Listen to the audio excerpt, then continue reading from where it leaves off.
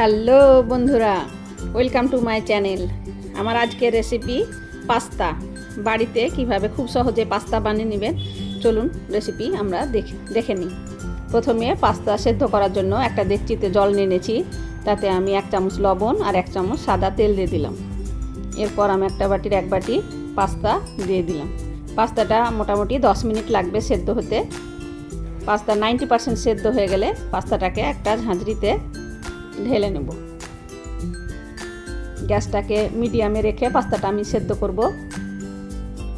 এখন পাস্তা সুন্দর ভেঙে যাচ্ছে।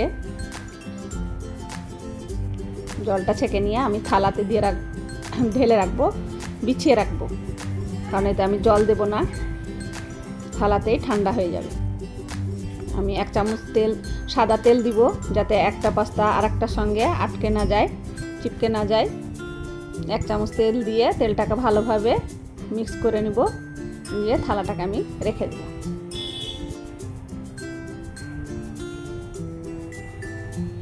তেলটা মিক্স করে নিলাম।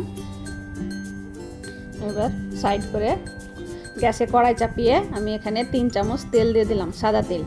ফোড়নে দিচ্ছি আমি কুচনো রসুন আর কুচনো কাঁচা লঙ্কা। ঝালটা আপনাদের ইচ্ছা মতন দিবেন, যে যেমন ঝাল খাবেন। বাচ্চারা খেলে একটু কম দেবেন।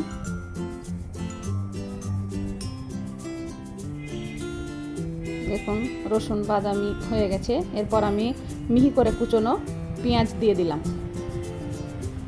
পেঁয়াজটা কিছুক্ষণ নাড়ার পর পেঁয়াজটা বাদামি হলেই আমি সর্বপ্রথমে গাজরটাকে দিয়ে দেবো, কারণ গাজরটা সেদ্ধ হতে একটু টাইম লাগে। গাজরটা দিয়ে কিছুক্ষণ নাড়াচাড়া করার পর আমি এখানে লবণ আর গোলমরিচের গুঁড়ো অ্যাড করব।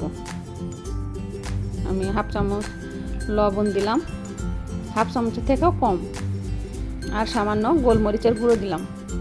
যেহেতু বাচ্চারা খাবে, আমি ঝাল খুব একটা দিই নাই। আপনারা যেমন ঝাল খাবেন সেই হিসাবে কাঁচা লঙ্কা আর গোলমরিচের পরিমাণটা নিজের মন মতন দেবেন। এরপর আমি 4 কোনা করে কাটা পেঁয়াজটা দিয়ে দিলাম। একটু মোটা করে কেটেছি এটা। পেঁয়াজ আর ক্যাপসিকাম একই রকমভাবে কেটেছি, পরপর দিয়ে দিলাম। কিছুক্ষণ নাড়ানোর পর আমি এখানে 2টো টমেটোকে কেটে রেখেছি, টমেটো 2টোকেও দিয়ে দিলাম, দিয়ে নাড়াবো। টমেটোটা নরম হয়ে গেলে আমি এতে একটা সস অ্যাড করব। চলুন সসটাকে তৈরি করি। আমি একটা বাটিতে 1 চামচ ডার্ক সয়া সস নিয়ে নিলাম, আর 1 চামচ এখানে আমি গ্রিন চিলি সস নিচ্ছি, আর 1 চামচ ভিনিগার নিচ্ছি, আর 3 চামচ নিব টমেটো সস।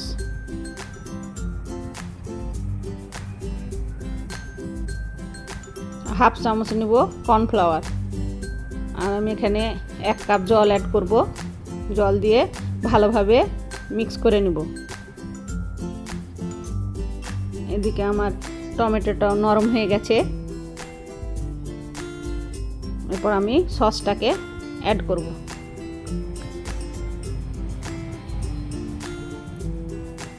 সসটা ভালোভাবে ফুটে গেলে আমি এখানে পাস্তাটাকে দিয়ে দেব।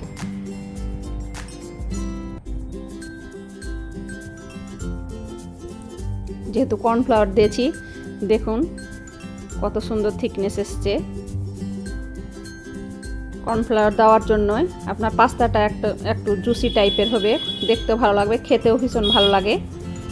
আপনারা হয়তো বাড়িতে পাস্তা বানিয়েছেন, কিন্তু আমার এই প্রসেসে একবার বানিয়ে অবশ্যই দেখবেন, খুব ভালো হয়। ভালোভাবে মিক্স করে নেওয়ার পর আমি এখানে টেস্টটাকে আরও বাড়ানোর জন্য আমি 1 প্যাকেট ম্যাগি মশলা দিয়ে দিলাম। এটা অপশনাল, আপনারা না চাইলে নাও দিতে পারেন। ভালোভাবে মিক্স করে নিব।